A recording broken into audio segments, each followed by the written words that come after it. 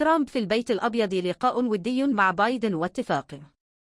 عقب خروجه منه غاضبا قبل 4 سنوات، عاد الرئيس الأمريكي المنتخب دونالد ترامب اليوم الأربعاء إلى البيت الأبيض بعد أن دعاه الرئيس الحالي وخصمه اللدود جو بايدن إلى زيارته وتناول الغداء. انتقال سلمي للسلطة. فقد التقى الاثنان في المكتب البيضاوي واتفقا على انتقال سلمي للسلطة.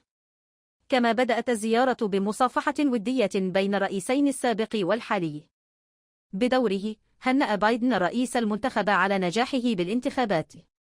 بالمقابل، قبل ترامب التهنئة شاكرا سلفه. كما أكد على أن العملية الانتقالية ستكون أسلس ما يمكن، قائلا: السياسة صعبة وليست عالما جميلا، لكن العالم جميل اليوم، وأنا أقدر ذلك خير تقدير. ومن المرجح أن يناقش بايدن وترامب عددا كبيرا من الموضوعات، من بينها السياسة الخارجية.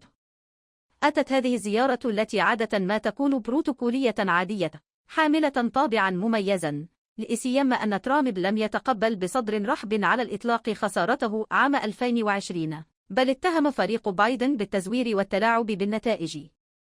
كما أمضى السنوات ال4 الماضية يهاجم بايدن ويصفه تارة بالعجوز الخرف وطورا بالضائع